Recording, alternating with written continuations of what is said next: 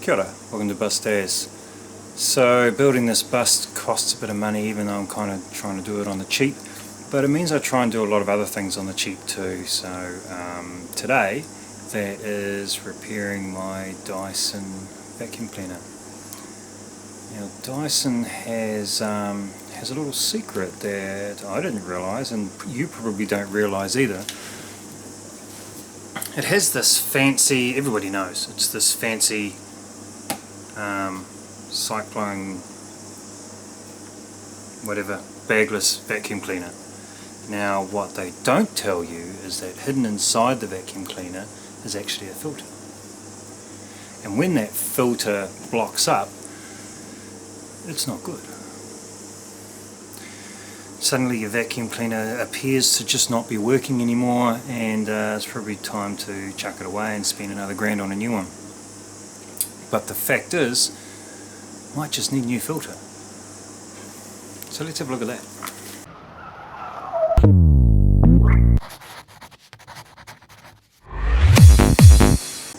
So once you've discovered this filter, you may try and buy a replacement, and of course Dyson will say, "No sir, I'm afraid that's not a user serviceable part. Would you like to book in a service?" Now the filter's about $100, but the service, let's not go there. It's inside here though, so we're going to need to pull this apart. Now the first issue you'll have is these screws. These are those weird star-shaped screw heads. Now if you've pulled things apart before, you may already have a set of star-shaped screwdrivers. If you haven't got a set and you're going to, make sure you get the ones with the holes in them. You can see the hole. There we go. Make sure you get the ones with the holes in them, because a lot of security screws actually have a little spike up the center to make sure that they can only be opened up with ones with a hole. Fortunately these don't, but I have the hole type anyway. So these 6 screws removed, 1, 2 there, and 4 more there at the front. But there's more screws hidden in behind these wheels. Now obviously they do allow us to take the wheels off, because that's just got a standard Phillips.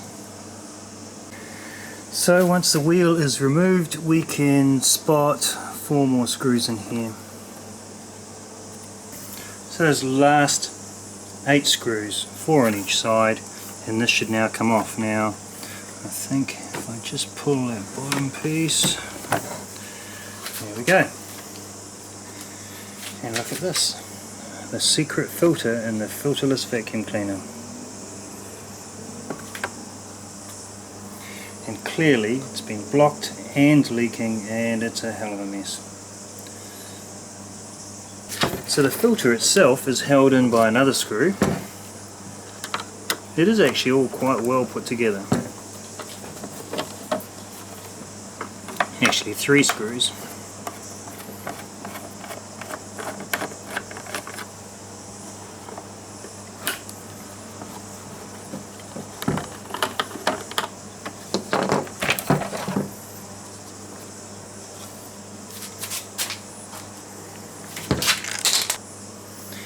Now this is just a paper filter. I mean, it's a, it's a pretty fancy filter, but mine is blocked. Mine has been blocked before, and I've had an attempt to clean it out a little bit, but now it's blocked again. It's time to actually replace it. So while Dyson won't sell you a replacement filter, that doesn't mean you can't buy one. And this one, what claims to be a genuine part Dyson filter, although it looks kind of different. And one of the most significant differences is it's got this cloth and mesh cover on the outside of it and on the inside of it.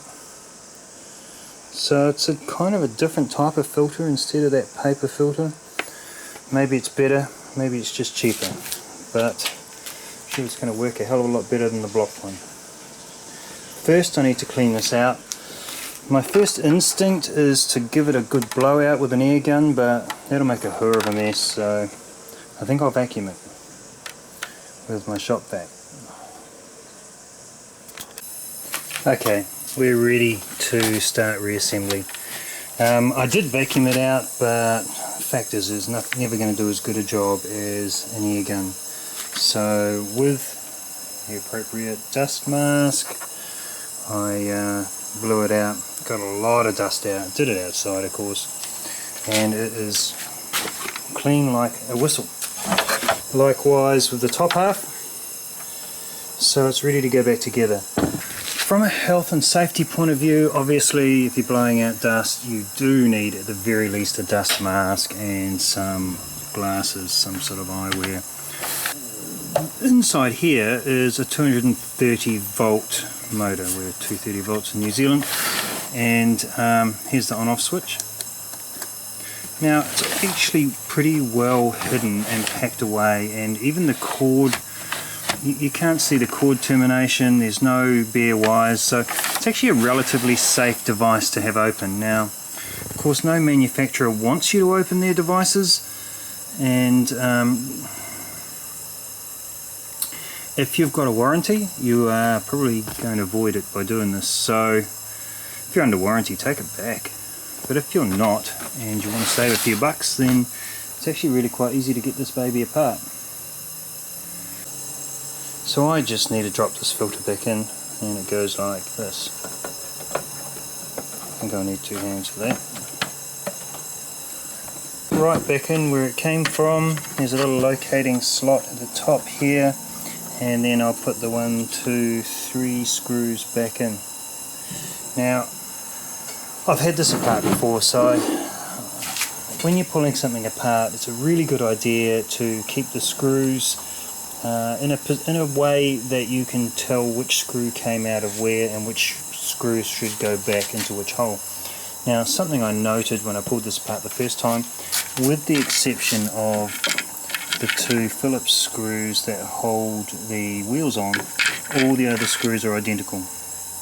That's a really neat manufacturing thing, to have pretty much every screw you can touch identical. When I look through at the screws on the remaining things that I haven't removed, they actually look the same as well. So it's actually really nicely built, really well designed. I just was not expecting to find a filter inside, and of course you had to, really. I mean, when you look at what goes on inside here, well, here's another little thing. Did you know that when that slid down into the emptying mode, you can lift this little thing catch here and that'll slide right off. And you know, if you've got something wet or ugly inside it, for some reason you need to clean it, yeah, it comes apart. But when you look at this filter here, and those, you know, little spirally, spinny, roundy things that they have inside, I don't know if you can see them, but how could that catch everything? So this is the last line of defense. It's this filter that's actually making the air come out clean. So the drum's catching all the rubbish, but the fine dust particles are getting caught in this filter here.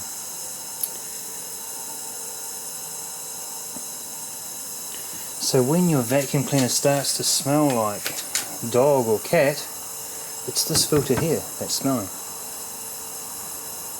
Obviously you still want to clean the rest. So this is all clean. I'm going to reassemble it. So filter is back in. Simply the 3 screws, one here, and one over here. And now it's time to put it back onto its base, which is easiest done with its base sitting on its wheels.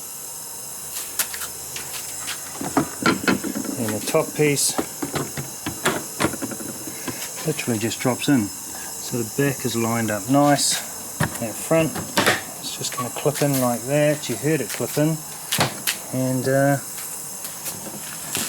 that's pretty much it. You can see around the sides that it's located nice and it just needs the screws now to hold it together. So that will be 4 on each side, 4 at the bottom and 2 right on the inside here. Went together easy. Also pleasing, I only have now left the 2 screws that hold the wheels on. Hands up anyone who has finished assembling something and found spare screws. Anyway, just the wheels to go back on. So they've got a little spigot that slips onto this kind of axle shaft and then just tightens up. Another very nice little design. So there we have it, reassembled with a brand new filter. It's all been cleaned out. This baby should be good for another few years now. Dyson recommends in their servicing data that the filter is replaced when you replace the motor. But I reckon if you replace the filter early, your motor's going to last a lot longer. Anyway, all that's left now is just to give it a quick fire up to blast out any dust that I have disturbed inside the motor and stuff, so that it doesn't squirt it around the house when my lovely wife fires it up later. Now, something worth noting here, I haven't pulled the cord out. You should never operate one of these or any electrical device with the cord coiled up. That can cause heat and that can be bad. But I'm just going to turn it on to try it.